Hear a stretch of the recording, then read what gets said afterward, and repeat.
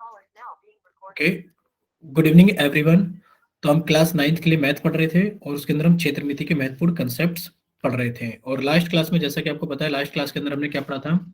Last class के अंदर हमने बेलन के बारे में पढ़ा था कि बेलन का वर्ग पृष्ठ क्षेत्रफल क्या होता है। हम एक बार आपको जल्दी से याद करा देते हैं कि बेलन एक ऐसी आकृति होती है जिसके आधार पे ऊपर और नीचे दोनों को ही आधार कहा जाता है और दोनों पर ही वृत्त बना होता है।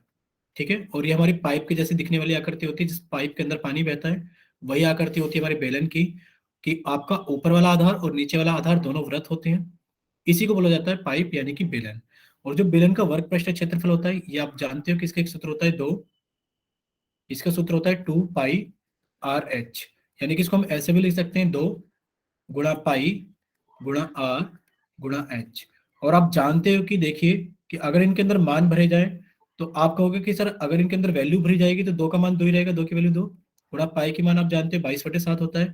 अगर हमें बेलन की त्रिज्या r और बेलन की ऊंचाई h मिल जाए तो हम कह सकते हैं कि हम बेलन का वर्ग पृष्ठ क्षेत्रफल निकाल सकते हैं। और अगर आपको ऊंचाई और त्रिज्या का मान सेंटीमीटर में दिया जाएगा तो आप जानते हो क्षेत्रफल आपका सेंटीमीटर स्क्वायर में आएगा।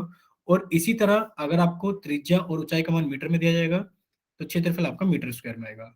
आप जानते हो जो बेलन का कुल पृष्ठ क्षेत्रफल होता है, कि आपने जो वर्ग पृष्ठ क्षेत्रफल निकाला है, जहां पर आपको पाइप के ऊपर कलर या डिजाइन दिखाई देता है, रंग दिखाई देता है, सर अगर इसी के अंदर हम दोनों ही वृत्त का क्षेत्रफल जोड़ दें, ऊपर वाला आधार और नीचे वाला आधार जोड़ दें, तो हमारे पास में कुल पृष्ठ क्षेत्रफल बन जाएगा। और जो कुल पृष्ठ क्षेत्रफल का सूत्र होता है वो होता है 2πr और ब्रैकेट के अंदर h+r। और इसी को आप कुल पृष्ठ क्षेत्रफल बोलते हो। और इन सभी के अंदर जब हम मान भर देंगे h और r का, तो हम निकाल लेंगे बेलन का कुल पृष्ठ क्षेत्रफल। ठीक है, फिर से वही चीज कि अगर आपको r और h का मान सेंटीमीटर में दिया जाएगा तो आप कहोगे सर क्षेत्रफल सेंटीमीटर स्क्वायर में आएगा। और अगर आपको r और h का मान मीटर में दिया जाएगा तो आप कहोगे सर क्षेत्रफल मीटर स्क्वायर में आएगा। ठीक है, यहां तक आप सभी ने पढ़ा हुआ है। तो आप लोगों के सामने एक रिकॉल क्वेश्चन की स्लाइड है कि आप सभी बच्चे इस क्वेश्चन को जल्दी से पढ़िए। पढ़ने के बाद में हमने आप लोगों का कर दिया चैट सेक्शन बंद। वजह आपको पता है कि आपको पहले सवाल को करना है और करने के बाद में आपको पहले आंसर करना है पोल सेक्शन के अंदर। ठीक है, तो हमने आपका कर दिया पोल सेक्शन ऑन और पोल सेक्शन में आपने आपका रिकॉल टेस्ट रख दिया है। तो सभी बच्चे पहले जल्दी से क्या करें, इस पर्सन को पढ़िए अच्छे से। हम एक बार समझा देते हैं। हमने आपका चैट सेक्शन बंद कर दिया है। तो आप सभी बच्चे सामने देखिए स्क्रीन पर एक बेलनाकार खिलौना, यानी कि एक खिलौना है जो बेलन के आकार का है और उसकी ऊंचाई कितनी है। आप कहोगे सर ऊंचाई का मान दे रखा है हमें 25 सेंटीमीटर, तो हमने लिख दिया है कि जो ऊंचाई का मान है वो 25 सेंटीमीटर है।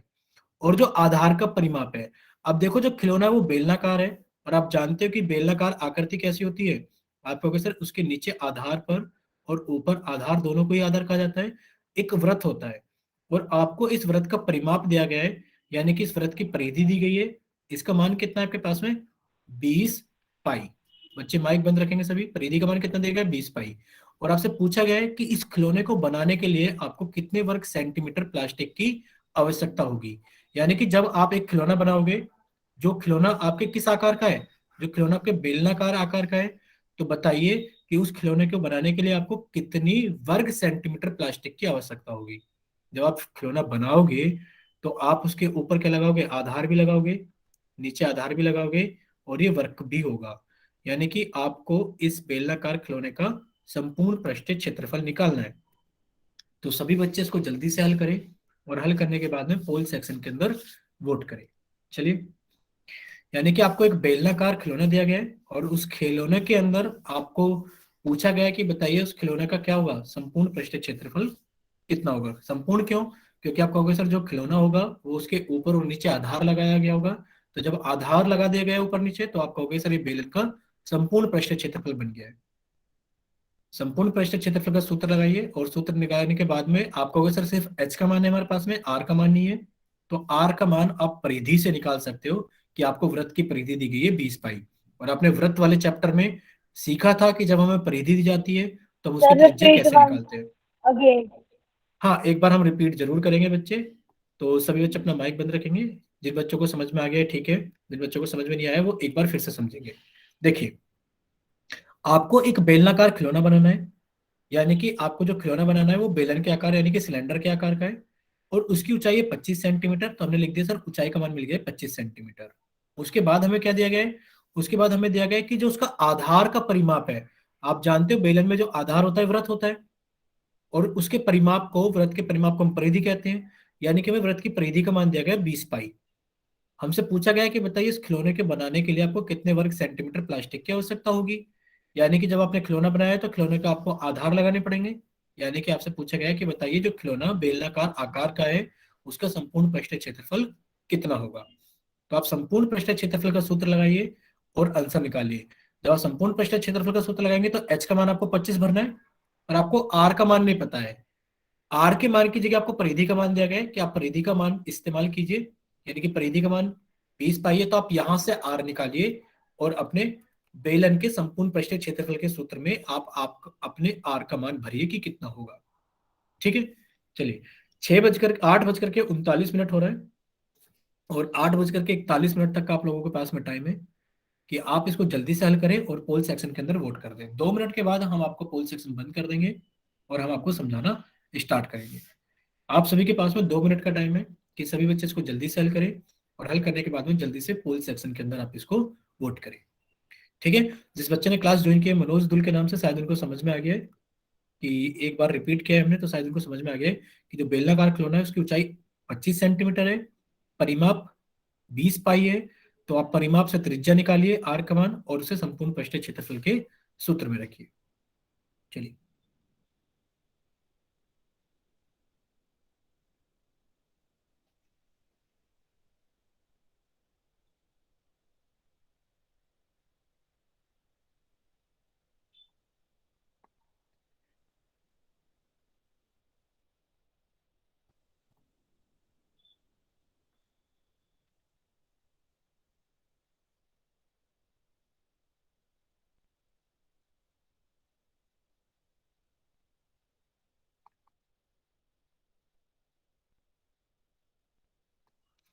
चलिए, अब आप लोगों के पास में आखिरी 20 सेकंड है कि आप सभी बच्चे इसको जल्दी से हल कीजिए, और हल करने के बाद में जल्दी से पोल सेक्शन के अंदर वोट कीजिए। सभी बच्चे इसको जल्दी से हल करें क्योंकि 8 बजकर के 41 मिनट हो गए। सभी के पास में लास्ट 20 सेकंड का टाइम है कि सभी बच्चे इसको जल्दी से हल करें, और हल करने के बाद में जल्दी से पोल सेक्शन के अंदर आप इसको वोट करें। चलिए, अब आप लोगों के पास में आखिरी 10 सेकंड है कि सभी बच्चे इसको जल्दी से हल करेंगे, और हल करने के बाद में जल्दी से पोल सेक्शन के अंदर वोट कर देंगे। और अब आप लोगों के पास में आखिरी 5 सेकंड है। 5, 4, 3, 2, 1। चलिए, आप लोगों का पोल सेक्शन बंद किया जाता है और अब आप लोगों का चैट सेक्शन ऑन किया जाता है। तो जिन बच्चों के पास में पोल सेक्शन नहीं आता है, या फिर जो बच्चे किसी वजह से पोल के अंदर आंसर नहीं कर पाए थे, वो जल्दी से आप चैट सेक्शन के अंदर अपना आंसर भेजिए कि आपकी तरफ से कौन सा ऑप्शन सही होगा।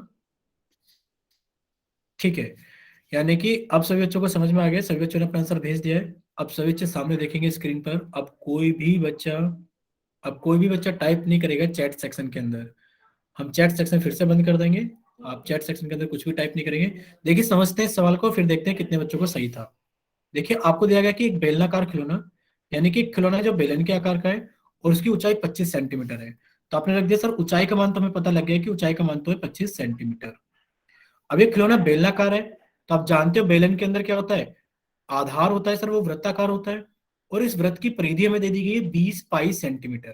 तो आपने कहा सर वृत्त की परिधि हमें दी गई है कि जो इस बेलन के अंदर वृत्त है, हमें वृत्त की परिधि का मान दिया गया है कितना। आप कहोगे सर वृत्त की परिधि का मान हमें दिया गया है 20 पाई सेंटीमीटर। ठीक है, चलिए, ये हो गया वृत्त की परिधि का मान। आपसे पूछा गया कि इस बेलनाकार खिलौने को बनाने के लिए हमें कितने वर्ग सेंटीमीटर प्लास्टिक की आवश्यकता होगी।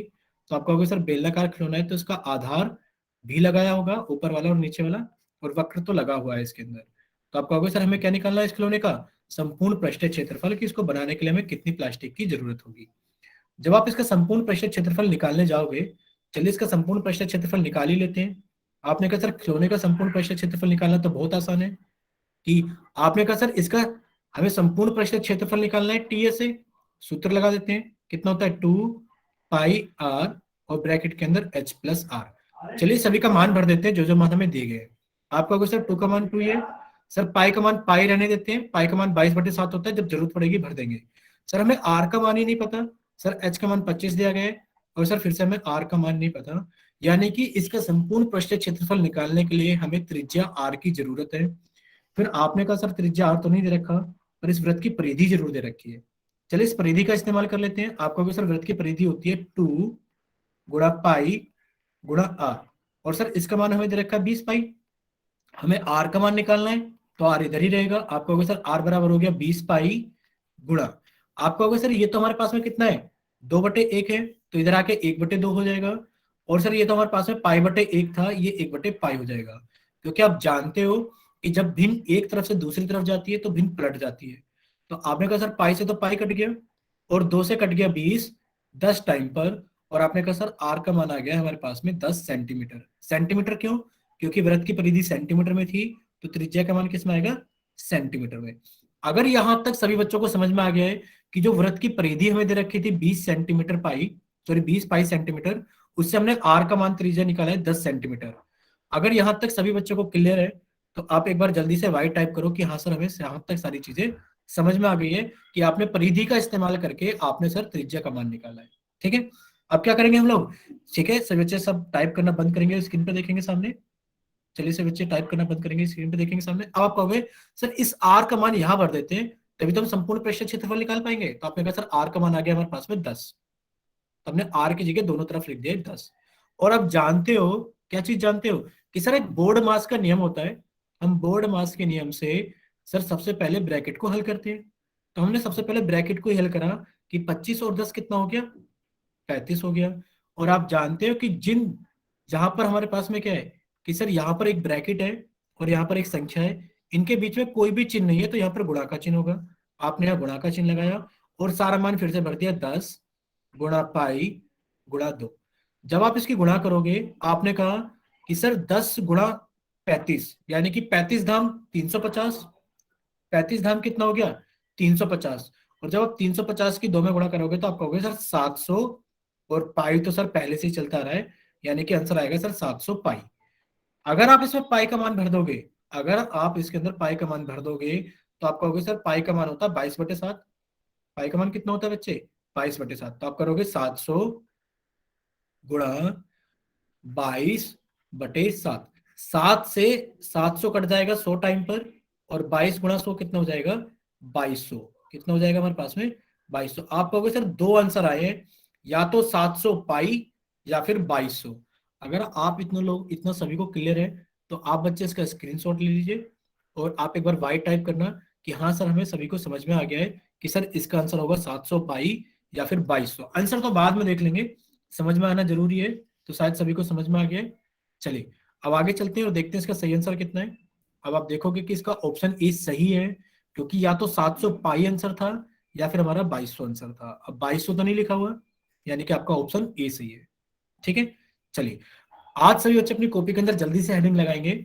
आज सभी बच्चे अपनी कॉपी के अंदर जल्दी से हेडिंग लगाएंगे कि आज हम पढ़ेंगे आयतन के बारे में, यानी कि वॉल्यूम क्या होता है।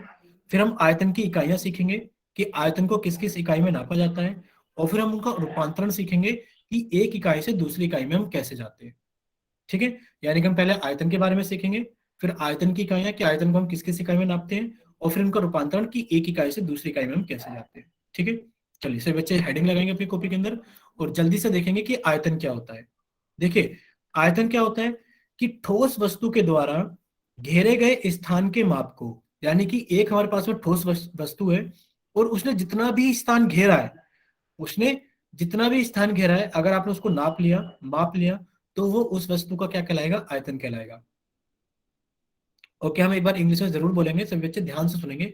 देखिए सबसे पहले तो आप ये जानिए कि आयतन क्या होता है, यानी कि आयतन को इंग्लिश में बोलते हैं वॉल्यूम। कि वॉल्यूम क्या होता है कि ठोस वस्तु के द्वारा घेरे गए स्थान, यानी कि एक ठोस वस्तु ने जितना भी स्थान घेरा है, तो आप कहोगे सर उसके माप को, यानी कि अगर आपने स्थान माप लिया कि उसने कितना स्थान घेरा है, तो आप कहोगे कि वो वस्तु का क्या कहलाता है, आयतन कहलाता है। यानी कि जितना भी स्पेस, आप इंग्लिश में लिख सकते हो बच्चों, the space occupied by a solid shape, यानी कि एक सॉलिड शेप के द्वारा जितना भी स्पेस ऑक्यूपाई किया गया है वो उसका वॉल्यूम कहलाता है। ठीक है, अब देखते हैं कैसे। मान लेते हैं ये आपकी एनसीईआरटी की बुक है। हम देखो एक डायग्राम बना दे रहे हैं कि मान लेते हैं ये आपकी एनसीईआरटी की बुक है क्लास 9th की। हमने यहाँ पर एनसीईआरटी क्लास 9th की बुक बना दी है, आप देख पा रहे हो। और ये बुक कुछ लंबी है, आपने कहा सर ये बुक की लंबाई है, ये बुक कुछ चौड़ी है, इसकी चौड़ाई है, और ये सर कुछ बुक मोटी भी है क्योंकि इसकी कुछ मोटाई भी है। तो आप देख पाओगे कि अगर ये आपकी एनसीईआरटी की बुक है, इसकी कुछ मोटाई है, तो आप कहोगे सर इस पे अगर एनसीईआरटी और लिख दिया जाए तो हमारी क्लास की बुक बन गई है। आप कहोगे सर इसने कुछ क्षेत्रफल तो मेज पर घेर लिया है, लेकिन पर मोटी होने की वजह से इसने कुछ स्थान हवा में भी घेरा है। अगर आप पूरा स्थान निकाल लोगे तो आप बता दोगे कि इसने जितना भी स्थान घेरा है वो इस वस्तु का क्या कहलाएगा, आयतन कहलाएगा। ठीक है। आप दूसरा भी एग्जाम्पल ले सकते हो, जैसे कि यहाँ पर आपको दिखाया गया है कि इन बर्फ के टुकड़ों ने कुछ स्थान घेर रखा है। अगर आप इस पूरे स्थान को मेजर कर लोगे तो ये कहलाएगा कि इनका वॉल्यूम कितना है। ठीक है। इसी तरीके से क्यूब है, जिसको आप पासा भी बोलते हो, कि इसने भी कुछ स्थान घेर रखा है। अगर आप इसको निकाल लोगे, माप लोगे, तो आप कह दोगे कि ये इसका आयतन है। इसी तरीके से जो बॉल है, इसने भी कुछ स्थान घेर रखा है, और अगर आप इसको नाप लोगे कि इसने कितना स्थान घेर रखा है, तो आप कह दोगे कि हाँ सर हमें इसका पता लग गया कि इसका वॉल्यूम कितना है, क्या आयतन कितना है। ठीक है। तो आप इतना समझ लीजिए, इस बॉल को इंग्लिश में कहा जाता है स्फीयर, इसको आप याद करना, और इसको हिंदी में कहा जाता है गोला। ठीक है बच्चों। चलिए, हाँ, टेबल भी। ठीक है। चलिए, अब आपको यहाँ पर एक चीज दिखाई दे रही है।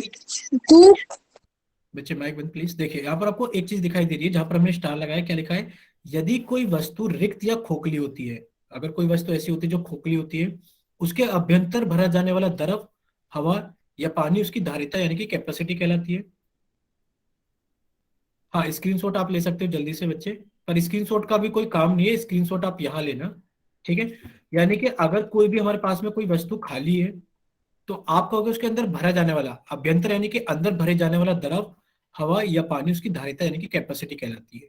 समझिए कि जिस कमरे के अंदर आप बैठे हो, जिस कमरे के अंदर आप बैठे हो उसके अंदर आप जा पा रहे हो ना, और उसके अंदर हवा, पानी, आप सब कुछ भर सकते हो। तो इस कमरे के अंदर हवा जो पानी भर सकती है, जितनी भर सकती है, आप कहोगे ये इस कमरे की कैपेसिटी है, ये इस कमरे की क्या है, धारिता है, जो इसके अंदर भरी जा रही है।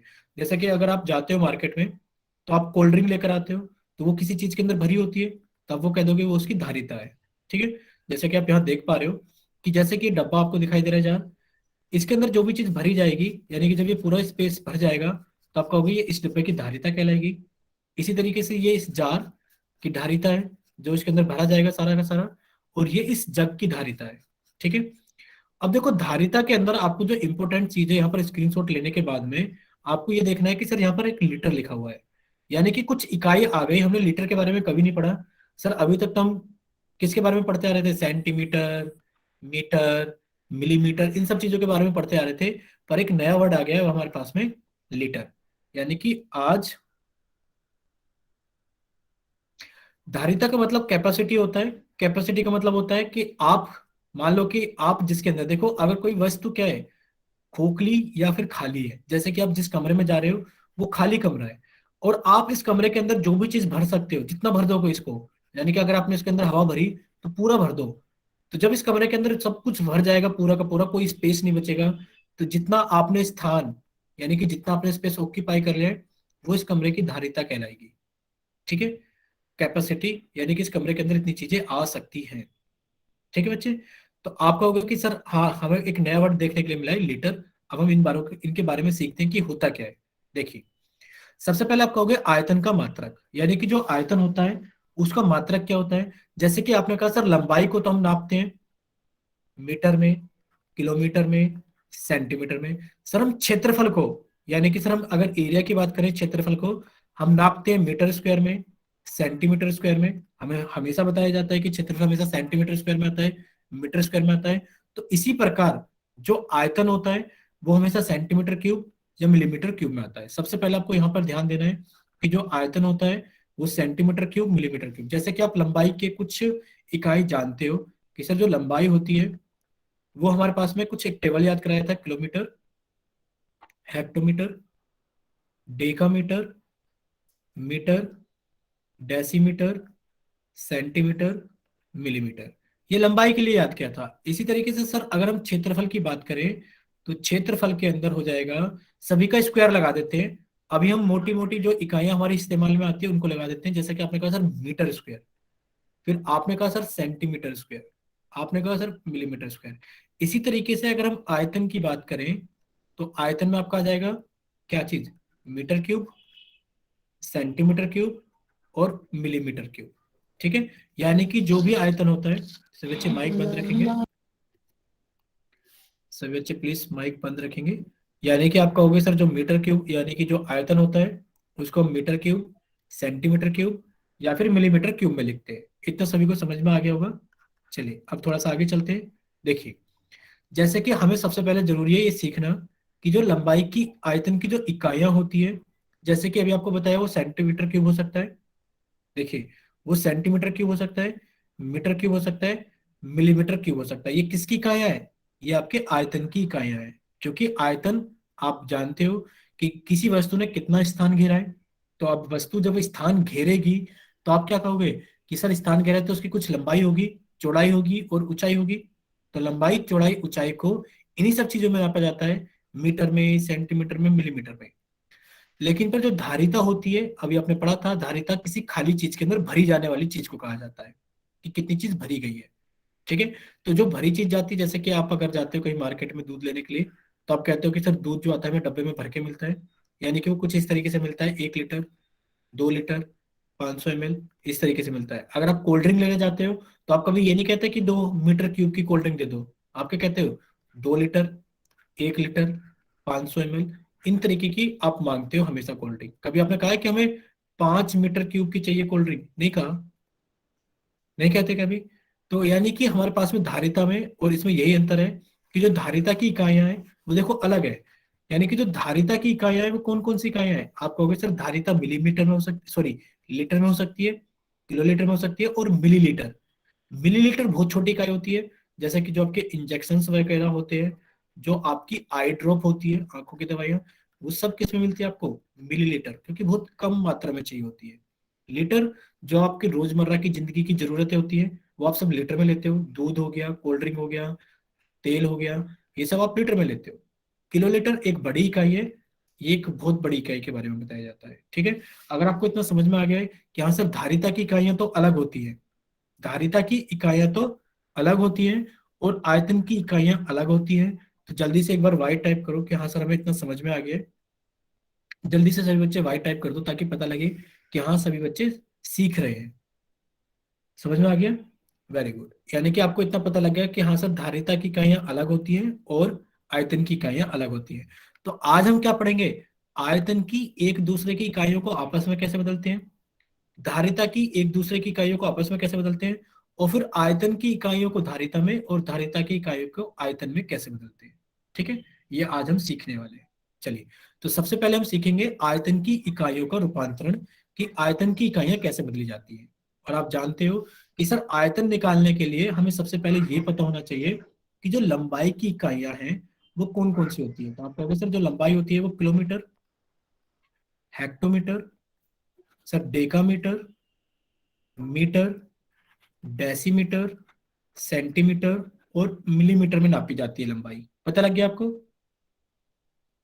हम आपका, कोई बात नहीं, कोई बात नहीं, हम आपका चैट सेक्शन बंद कर देते हैं। आप लोगों को आदत है कि आपका चैट सेक्शन बंद कर दिया जाए, माइक बंद कर दिया जाए, कैमरा बंद कर दिया जाए। हम नहीं करते ये सारी चीजें, पर आप ऐसे मानोगे नहीं। देखो, लंबाई इन सब चीजों में नापी जाती है।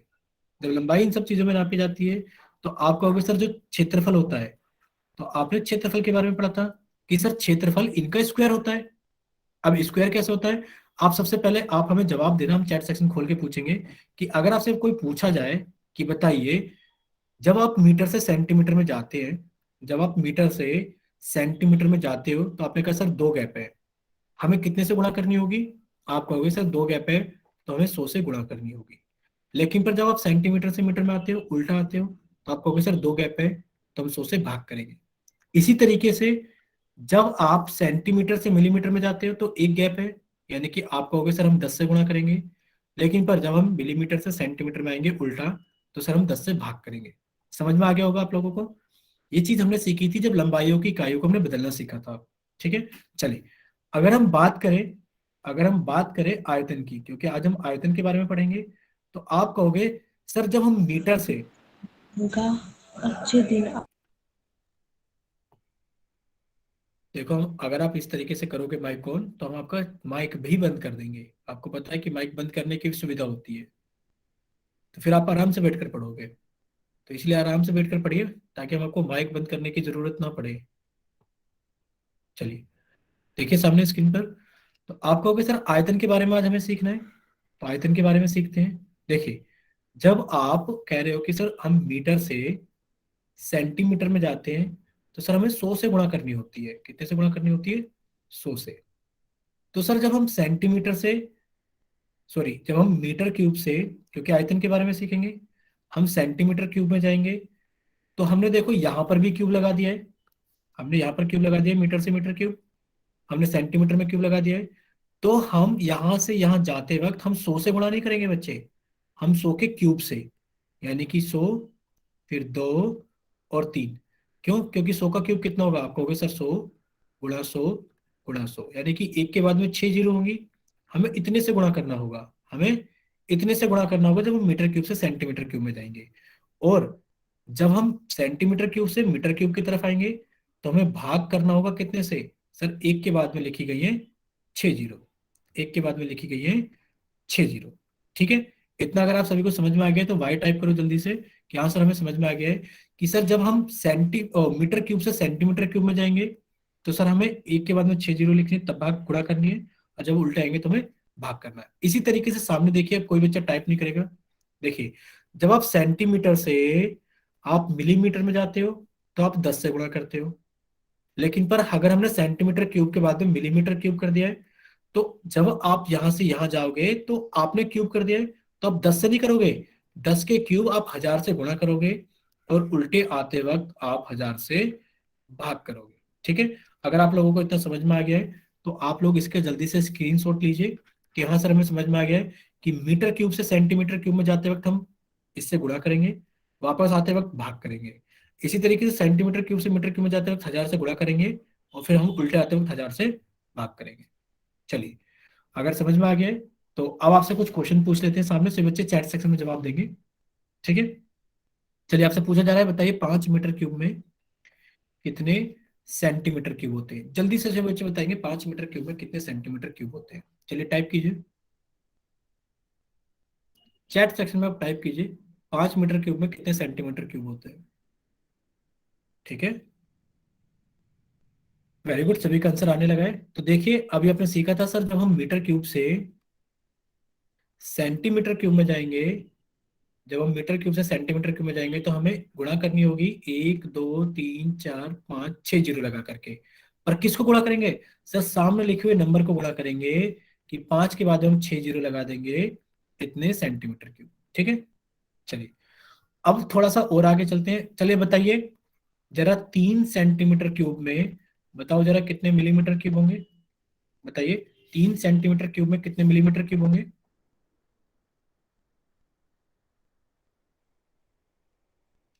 3 सेंटीमीटर क्यूब में कितने मिलीमीटर क्यूब होंगे?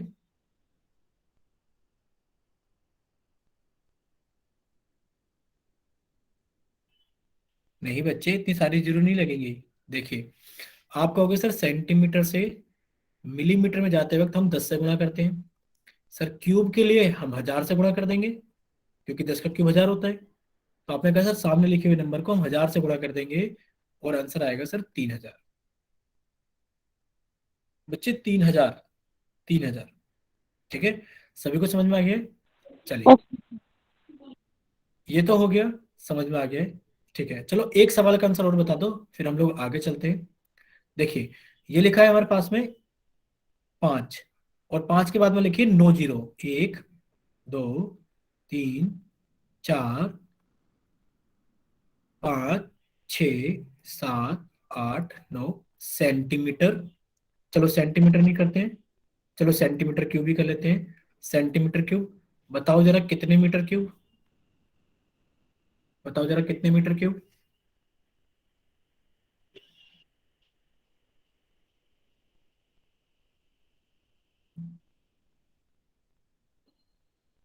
बताइए कितने मीटर क्यूब? ठीक है, अंश, जीरो को गिन लेना बच्चे, जीरो आगे कम पीछे मत कर देना। ठीक है, बच्चों का आंसर आ गया। देखिए, आप कहोगे कि सर जब हम मीटर क्यूब से सेंटीमीटर क्यूब में जाते हैं तो हम कितने से गुणा करते हैं? हम सर गुणा करते हैं 6 जीरो लगा करके। जब उल्टे आते हैं तो सर इन्हीं 6 जीरो से हम भाग कर देते हैं। 6 जीरो से भाग करने का मतलब है कि सर इसको 6 से भाग कर देंगे, 6 जीरो। 1 2 3 4 5 6, यानी कि सर हमारी 6 जीरो तो कट जाएंगी। कितना बच गया हमारे पास में? Sir 5000 metre cube. ठीक है, चलिए अब आप लोगों को समझ में आ गया है। तो अब आप लोग जल्दी से देखिए, ये आपको वही चीज बताई गई है, ये आपको वही चीज समझाई गई है कि जब आप मीटर क्यूब से सेंटीमीटर क्यूब में जाओगे, जब आप, एक बच्चे का माइक ऑन है, प्लीज अपना माइक बंद कीजिए। जिस भी बच्चे का माइक ऑन है, सभी बच्चे अपना माइक बंद रखेंगे। चलिए देखिए, अब आपको पता लग गया कि मीटर क्यूब से सेंटीमीटर क्यूब जाते वक्त आप सर 6 जीरो लगाओगे। अरे भाई, किसका माइक ऑन है? हम क्लास से बाहर निकाल देंगे आपके, और हम क्लास आपका माइक बंद कर देंगे, फिर आप माइक भी ऑन नहीं कर पाओगे। अगर इस बार किसी बच्चे का माइक खुला तो हम सभी का माइक परमानेंटली बंद कर देंगे आधे घंटे के लिए। ठीक है, तो आप इसका स्क्रीनशॉट लीजिए। समझ में आ गया होगा सभी को। चलिए अब आप इसका स्क्रीनशॉट लेना। अब हम आपको थोड़ा सा यहाँ समझा देते हैं conversion of units of capacity, यानी कि अब आप धारिता की इकाइयों के बारे में सीख लेते हैं, क्योंकि आपने कहा था सर धारिता की जो इकाइयां होती है वो होता है ml, millilitre, litre, kilolitre. Kilolitre बहुत बड़ी इकाई होती है, हमारे काम की नहीं है। हमें मिलीलीटर के बारे में सीखना है, क्योंकि हमारे इंजेक्शंस और जो हमारे आई ड्रॉप आते हैं वो इसी यूनिट में आते हैं। और हमें लीटर के बारे में सीखना है, क्योंकि हम रोजमर्रा की जिंदगी में जितनी भी चीजें खरीदते हैं लीटर में ही खरीदते हैं। देखिए, आपने कहा सर जो हमारे पास में 1 लीटर होता है, आपको इसके अंदर याद कर लेना है कि 1 लीटर के अंदर 1000 ml होता है। ठीक है, ये आपको ऐसे ही याद करना है बच्चे, सीधा सीधा, कि 1 लीटर के अंदर 1000 ml होता है। कोई आपसे पूछे बताओ 2 लीटर के अंदर कितना ml होता है, तो आप कहते हो कि सर 2000 ml होता है, क्योंकि आपने इधर 2 से गुणा की तो आप इधर भी 2 से गुणा कर देंगे। आपसे कोई पूछने लगे बताइए 5 लीटर में कितना होता है, तो आप कह दोगे 5000 ml होता है। ठीक है, इतना समझ में आ गया होगा। चलिए, एक तो आपको ये याद करना है, ठीक है, जो हम आपको बता रहे हैं। दूसरा कौन सा याद करना है? अब आप सामने देखिए, दूसरा दूसरा है कि आपके पास में 1 मीटर क्यूब बराबर 1000 लीटर। दूसरा बहुत ज्यादा इंपॉर्टेंट है कि आप याद करेंगे 1 मीटर क्यूब बराबर 1000 लीटर। इसको कैसे याद रखेंगे? अब आप देखिए कि ये जो आंसर है, सर इधर तो आयतन है, सर इधर तो आयतन है, और इधर क्या है? सर इधर धारिता है। इधर क्या है? धारिता। अब आप देखो कि आप अगर खेतों में जाते हो तो ट्वेल लगी होती है, जिसमें बच्चे नहा रहे होते हैं, होदी बनी होती है। अगर एक ऐसी बना दी जाए जिसकी लंबाई भी 1 मीटर है, जिसकी चौड़ाई भी 1 मीटर है, और उसकी ऊंचाई भी 1 मीटर है, तो आप कहोगे जो होदी के अंदर पानी आएगा वो कितना आ जाएगा? सर वो 1000 लीटर आ जाएगा। कितना आ जाएगा वो? 1000 लीटर। ठीक है, चलिए एक ये समझ में आ गया होगा आपको। अब बात करते हैं तीसरी यूनिट की, कौन सी आपको याद रखनी है। वो आपको ये याद रखना है कि 1000 सेंटीमीटर क्यूब में, 1000 सेंटीमीटर क्यूब में 1 लीटर होता है। कितना लीटर होता है? 1 लीटर। यानी कि आप कहोगे सर मीटर तो बड़ी इकाई होती है, तो 1 मीटर क्यूब में 1000 लीटर होते हैं, लेकिन पर सर 1000 सेंटीमीटर क्यूब में 1 लीटर होता है। जैसे कि आपके पास में एक स्केल होता है फीटा, फीटे के ऊपर लिखा होता है सेंटीमीटर। सर 15 सेंटीमीटर का पूरा स्केल होता है, लेकिन पर अगर उसमें से आपने 10 सेंटीमीटर ले लिया, 10 सेंटीमीटर लंबा, 10 सेंटीमीटर चौड़ा, और 10 सेंटीमीटर ऊंचा, अगर आपने एक ऐसा कमरा बनाया तो उसके अंदर कितना पानी आ सकता है? उसके अंदर 1 लीटर पानी आ सकता है। ठीक है, चलिए इतना समझ में आ गया होगा। तो आपको इतना ही याद करना है इन तीनों में। ठीक है, तो आपको ये 3 इकाइयां याद कर लेनी है, तीनों कन्वर्जन याद कर लेने, ये पहला, ये दूसरा, और ये तीसरा। आप इसका स्क्रीनशॉट लीजिए कि 1000 सेंटीमीटर क्यूब में 1 लीटर होता है। इसका उल्टा भी याद रखना कि 1 लीटर में 1000 सेंटीमीटर क्यूब होता है। ठीक है, चलिए अगर आप सभी को इतना समझ में आ गया है, आप लोगों के सामने एक प्रश्न है, प्रश्न नंबर 52। अब देखते हैं कि किस बच्चे को कितना समझ में आया है। आप लोगों का कर दिया गया चैट सेक्शन बंद, और आप लोगों का कर दिया गया पोल सेक्शन ऑन। देखते हैं कितने बच्चों को समझ में आया है। प्रश्न नंबर 52, आप सभी बच्चे जल्दी से जाइए, आप इसको हल कीजिए, और हल करने के बाद में पोल सेक्शन के अंदर वोट कीजिए। हम आपको बता देते हैं पूछा क्या गया है। पूछा गया है कि बताइए 40 सेंटीमीटर क्यूब में, सॉरी 40 सेंटीमीटर क्यूब में बताइए कितने मिलीमीटर क्यूब होते हैं। तो जल्दी से जाइए आप। पूछा गया है कि 40 सेंटीमीटर क्यूब में कितने मिलीमीटर क्यूब होते हैं। जस्ट अभी आपने समझा था कि सर एक सेंटीमीटर होता है, एक मिलीमीटर होता है। सेंटीमीटर से मिलीमीटर में जाने के लिए सर हम 10 से गुणा करते हैं। तो इतना आपने हमने हिंट दे दिया है, बाकी का आप इसको हल कीजिए, और हल करने के बाद में पोल सेक्शन के अंदर आप इसको वोट कीजिए। चलिए, अब आप लोगों के पास में 9:08 हो रहे हैं, 9 ही मिनट तक का टाइम है कि आप इसको जल्दी से 1 मिनट में हल करें, और हल करने के बाद में जल्दी से पोल सेक्शन के अंदर आप इसको वोट करें। चलिए, बाकी बच्चे भी इसको जल्दी से हल करेंगे, और हल करने के बाद में जल्दी से पोल सेक्शन के अंदर आप इसको वोट करेंगे।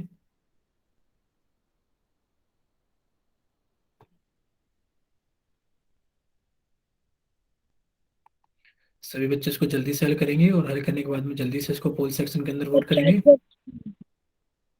बच्चे अभी खोलेंगे, बस रुकिए जरा। ठीक है, चलिए, काफी सारे बच्चे पोल सेक्शन के अंदर आंसर कर चुके हैं, तो बाकी बच्चे भी जल्दी से आंसर कीजिए। आप लोगों के पास में आखिरी 10 सेकंड है कि सभी बच्चे इसको जल्दी से हल करें और पोल सेक्शन के अंदर जल्दी से वोट कर दें। अब आप लोगों के पास में आखिरी 5 सेकंड है। 5, 4, 3, 2, 1। चलिए, अब आप लोगों का पोल सेक्शन बंद किया जाता है, और अब जिन बच्चों के पास में पोल ऑप्शन नहीं आता है वो जल्दी से जाइए चैट सेक्शन में, या फिर जो बच्चे पोल सेक्शन के अंदर आंसर नहीं कर पाए थे वो जल्दी से जाइए चैट सेक्शन में और अपनी तरफ से सही आंसर भेजिए कि आपकी तरफ से कौन सा ऑप्शन सही है। ठीक है, काफी सारे बच्चों का आंसर आ गया है, और कुछ गड़बड़ भी कर दिए बच्चों ने। चलिए, से बच्चे सामने देखेंगे स्क्रीन पर। अब कोई भी बच्चा टाइप नहीं करेगा, वरना तो फिर कहोगे समझ में नहीं आया, फिर हम समझाएंगे भी नहीं। देखिए, पूछा गया है कि बताइए 40 सेंटीमीटर क्यूब में, यानी कि आपसे पूछा गया था कि बताइए 40 सेंटीमीटर क्यूब में कितने मिलीमीटर क्यूब होते हैं। तो आप जानते हो कि आपको एक टेबल याद कराया गया था कि सर एक होता है मीटर, एक होता है डेसीमीटर, एक होता है सेंटीमीटर, और एक होता है मिलीमीटर। तो जब आप सेंटीमीटर से मिलीमीटर में जाते हो तो आप 10 से गुणा करते हो, लेकिन पर जब आप सेंटीमीटर क्यूब में जाओगे, कि सेंटीमीटर क्यूब से मिलीमीटर क्यूब में जाओगे, तो आपने क्यूब कर दिया, तो आप इसका भी क्यूब कर दोगे, यानी कि आप 1000 से गुणा करोगे। किसको गुणा करेंगे? सर, सामने लिखे हुए नंबर को हम 1000 से गुणा कर देंगे, यानी कि आंसर होगा 40 गुणा 1000। और ये कितना हो जाएगा? 40 गुणा 1000, यानी कि आप कहोगे सर 4 के बाद में 4 जीरो, यानी कि हो गया हमारे पास में 40,000 मिलीमीटर क्यूब। देखते हैं इसका कौन सा आंसर सही है, यानी कि आप कहोगे option number D, 40,000 millimetre cube इसका सही आंसर है। तो सभी बच्चे इसका स्क्रीनशॉट ले लो, इसका स्क्रीनशॉट ले लीजिए, और अगर आपको सभी को समझ में आ गया है तो जल्दी से वाइट टाइप करो कि हाँ सर हमें समझ में आ गया है।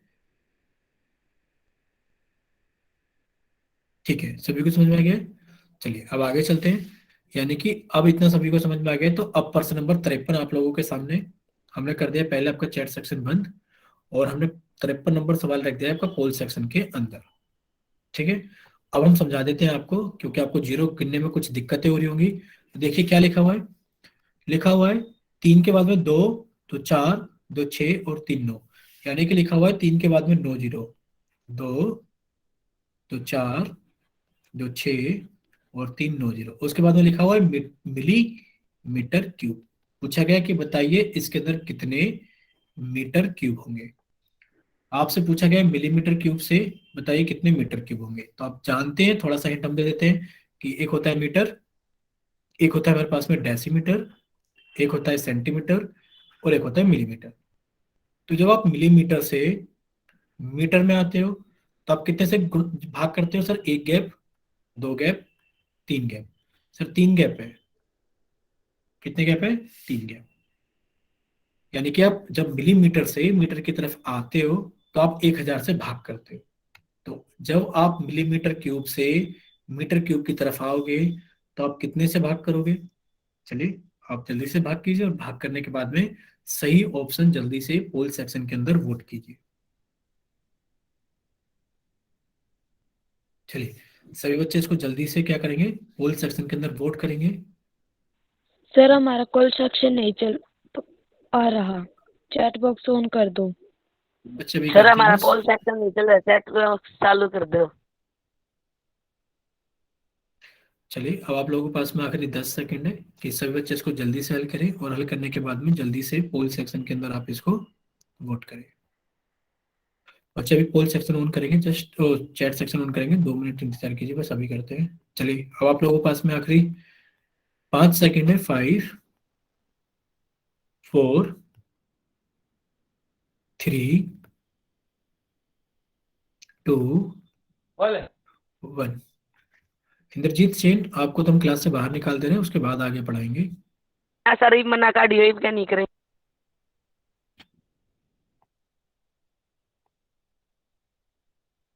आपको छोड़ दिया मैंने तो क्लास से बाहर निकाल देंगे, अगली बार ऐसे हरकतें करोगे। ठीक है सर। ओ, चलिए, आपका पोल सेक्शन बंद किया जाता है और आप लोगों का चैट सेक्शन ऑन किया जाता है। तो जिन बच्चों के पास में पोल ऑप्शन नहीं आता है वो जल्दी से जाइए चैट सेक्शन में और अपनी तरफ से सही आंसर भेजिए कि आपकी तरफ से कौन सा ऑप्शन सही है।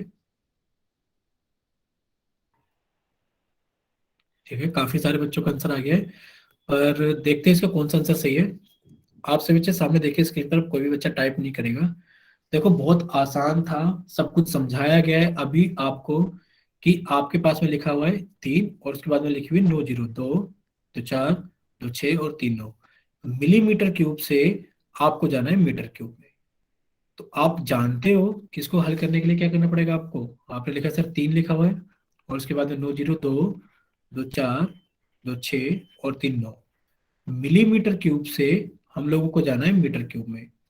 तो आपको एक चीज समझाई हुई है, एक चार्ट होता है उसको याद कर लो। एक होता है सर मीटर, डेसीमीटर, सेंटीमीटर और मिलीमीटर।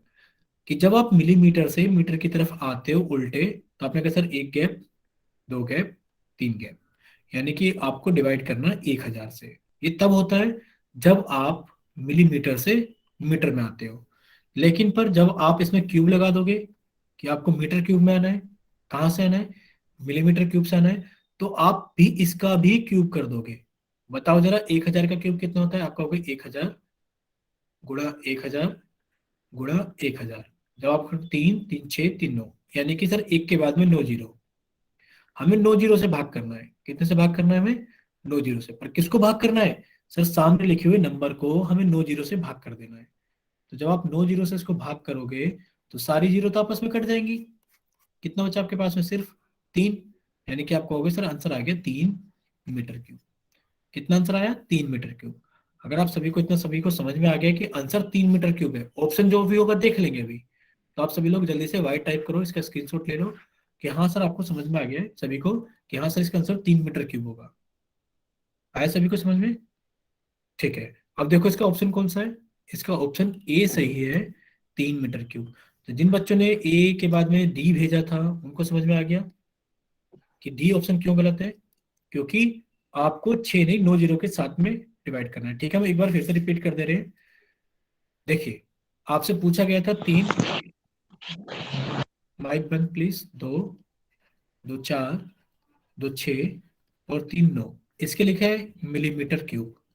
और आपसे पूछा गया कि बताइए इसको मीटर क्यूब में कितना लिखेंगे। तो आपको सिर्फ क्या करना है, मिलीमीटर से मीटर क्यूब में जाना है। तो आपको एक चीज समझाई गई थी कि टेबल याद करो। कौन सा टेबल, कि सर मीटर होता है, डेसीमीटर होता है, सेंटीमीटर होता है और मिलीमीटर होता है। जब आप मिलीमीटर से मीटर की तरफ आते हो तो आप कितने से भाग करते हो, 1 2 3, यानी कि आप 1000 से भाग करते हो। लेकिन फिर जब आप मिलीमीटर क्यूब से मीटर क्यूब की तरफ आओगे तो आप इसका भी क्यूब कर दोगे। 1000 का क्यूब कितना होता है, आप कहोगे सर 1000 का क्यूब होता है 1000 गुणा 1000 गुणा 1000, क्योंकि क्यूब का मतलब होता है उसी संख्या को 3 बार गुणा करना। तो कितनी जीरो आ गई आपके पास में, 9 जीरो। यानी कि आप इसको 9 जीरो से भाग करोगे तो आपकी 9 जीरो कट जाएंगी। ठीक है, यानी कि आंसर कितना आ जाएगा आपके पास में, 3 मीटर क्यूब। चलिए, इतना समझ में आ गया। तो अब आप लोगों के सामने प्रश्न नंबर 54 है। देखिए क्या चीज आपसे पूछी गई है प्रश्न नंबर 54 में, हम आपको एक बार पढ़कर बताएंगे। पहले हम आपका करते हैं चैट सेक्शन बंद और फिर हम आपका करते हैं पोल सेक्शन ऑन, कि पोल सेक्शन में हमने रख दिया प्रश्न नंबर 54। अब हम आपको बताते हैं कि इसके अंदर क्या चीज दी गई है आप लोगों को। देखिए, आपको दिया गया है प्रश्न नंबर 54 के अंदर कि 40 मीटर क्यूब, कितना लिखा है कि 40 मीटर क्यूब में बताइए, कि 40 मीटर क्यूब में बताइए कि कितने लीटर होते हैं। आपसे पूछा गया है कि 40 मीटर क्यूब में बताइए कितने लीटर होते हैं। बहुत ही आसान है, क्योंकि आज ही आपको याद कराया गया है कि 1 मीटर क्यूब में 10 लीटर होते हैं। बताया था कि खेतों में एक 12 बनी होती है जिसके अंदर होदी होती है, नहाने के लिए जाते हैं। अगर उसकी लंबाई चौड़ाई ऊंचाई 1 1 मीटर रख दी जाए तो उसके अंदर 10 लीटर पानी आ सकता है। तो आप उस नंबर को याद कीजिए कि आपको कितना बताया गया था, और बताइए कि अगर 40 मीटर क्यूब होगा तो कितना आंसर आएगा। चलिए, और आप लोगों के पास में ज्यादा टाइम नहीं है, सिर्फ 40 सेकंड का टाइम है कि आप लोग इसको जल्दी से हल करें और पोल सेक्शन के अंदर वोट करें।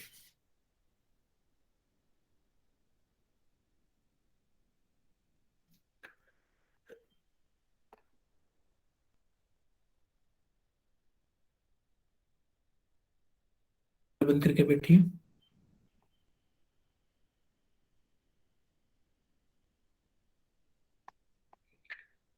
चलिए, अब आप लोगों के पास में आखिरी 20 सेकंड है। सतीश कुमार के नाम से इस बार क्लास, चलो आपको क्लास से बाहर निकाल ही देते हैं।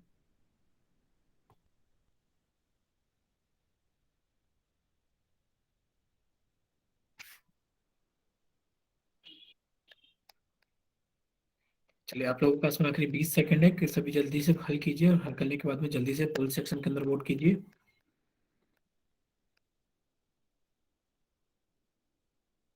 और अब आप लोगों के पास में आखिरी 10 सेकंड है।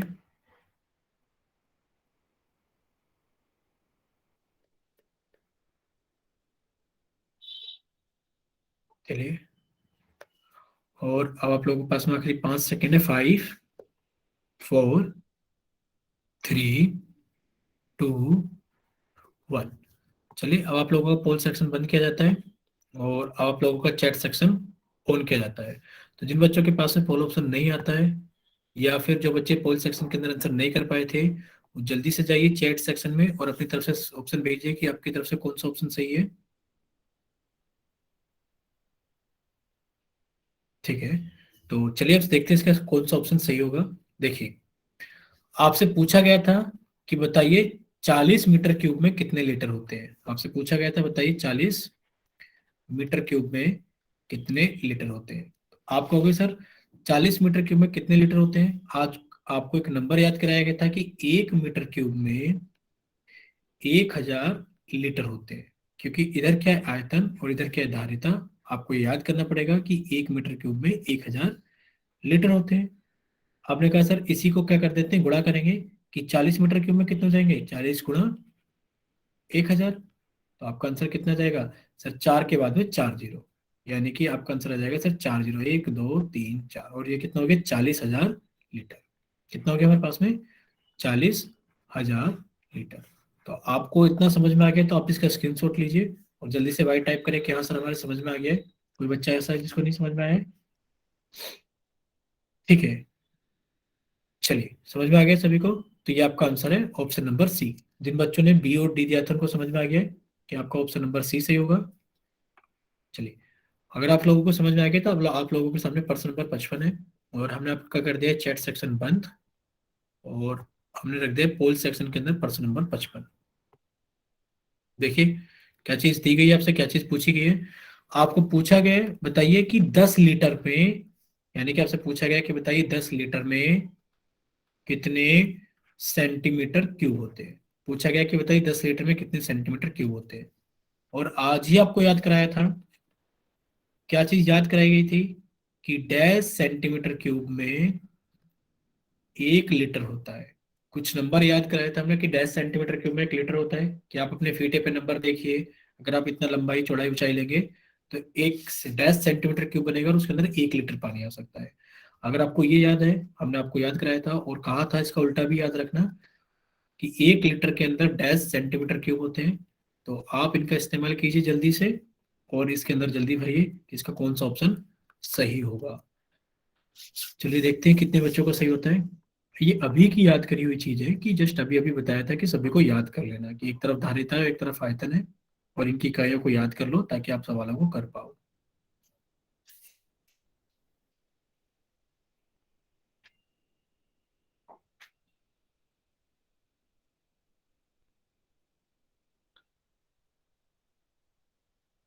चलिए, आप लोगों के पास में आखिरी 20 सेकंड है, क्योंकि काफी सारे बच्चों ने पोल सेक्शन के अंदर आंसर कर दिया है। तो बाकी बच्चे भी इसको जल्दी से हल करें, और हल करने के बाद में जल्दी से पोल सेक्शन के अंदर वोट करें। अब आप लोगों के पास में आखिरी 10 सेकंड है कि सभी बच्चे इसको जल्दी से हल करें, और हल करने के बाद में जल्दी से पोल सेक्शन के अंदर आप इसको वोट करें।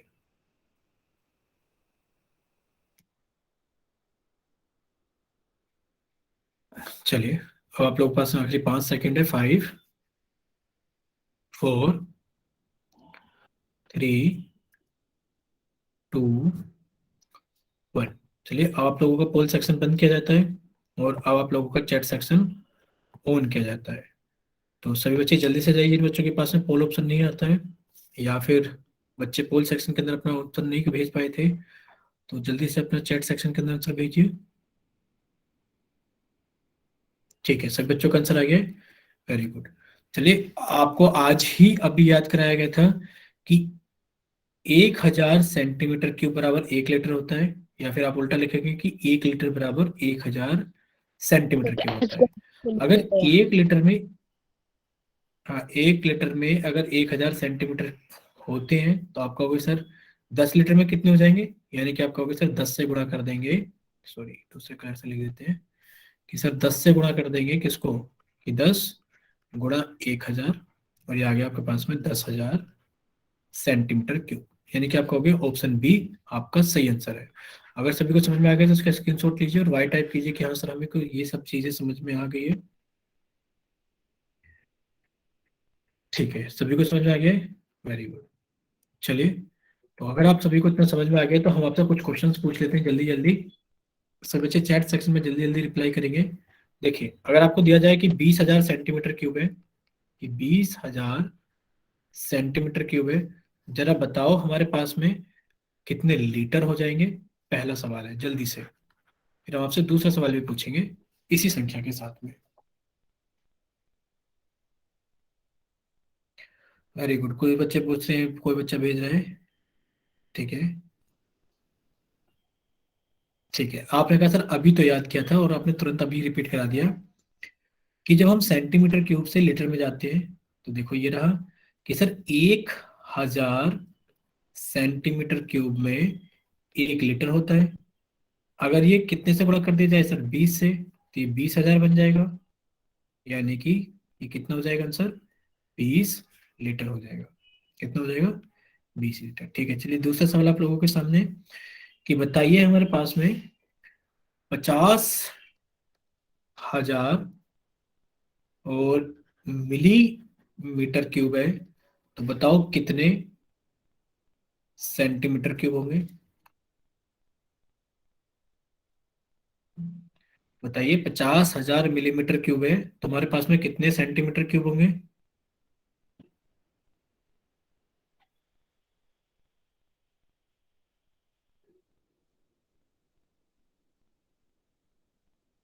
ठीक है, यानी कि आप कहोगे सर इसको तो हमें वैसे ही करना पड़ेगा टेबल से। टेबल से कैसे, कि सर एक हमारे पास में मीटर होता है, एक हमारे पास में डेसीमीटर होता है, एक सेंटीमीटर होता है और एक मिलीमीटर होता है। कि जब हम सर मिलीमीटर से सेंटीमीटर में आते हैं तो सर हम 10 से भाग करते हैं। लेकिन पर अगर इन्हीं का क्यूब लगा दी जाए कि सर हमें मिलीमीटर क्यूब से सेंटीमीटर क्यूब में आना है, तो 10 का क्यूब, 10 का क्यूब कितना हो गया, 10 गुणा 10 गुणा 10, यानी कि 1,000 हो गया। सर हमें 1,000 से भाग करना पड़ेगा। किसको भाग करेंगे, सामने लिखे हुए नंबर को 1,000 से भाग कर देंगे तो हमारे पास में कितनी जीरो कट जाएंगे, 3 जीरो। तो हमारा आंसर कितना आ जाएगा, 50 सेंटीमीटर क्यूब। समझ में आ गया सभी को। चलिए, ये तो हो गया हमारे पास में सारी चीजें कि हम इनको ऐसे कैसे कन्वर्ट कर लेते हैं। चलिए, चलो एक आखिरी सवाल और बताओ हमें आप कन्वर्ट का। आपने एक सवाल, मतलब हमने आपको सबसे पहली यूनिट कन्वर्जन सिखाई थी कि, चलो उसमें से पूछ लेते हैं कितने बच्चों को याद है, कि बताइए हमारे पास में 5 लीटर में कितने ml होंगे। सबसे पहला कन्वर्जन पढ़ाया था जो धारिता से धारिता में कन्वर्ट कर रहा था। बताओ जरा 5 लीटर में कितने ml मिलीलीटर होंगे। ठीक है, बाकी बच्चे भी अपना आंसर भेजिए। ठीक है, यानी कि आप कहोगे सर आज ही याद किया था कि 1 लीटर के अंदर सर 1,000 ml होते हैं, तो सर 5 लीटर के अंदर कितना हो जाएगा, आप कहोगे सर 5,000 ml। ठीक है, तो ये सारी चीजें आपको याद करनी है। और अब आप लोगों को लग रहा होगा कि सर हमारा होमवर्क है, तो आप लोगों का होमवर्क है कि आपने अभी तक वर्कशीट के अंदर जितनी भी चीजें दी गई है होमवर्क में, वो सारी की सारी वर्कशीट आपको कंप्लीट करनी है।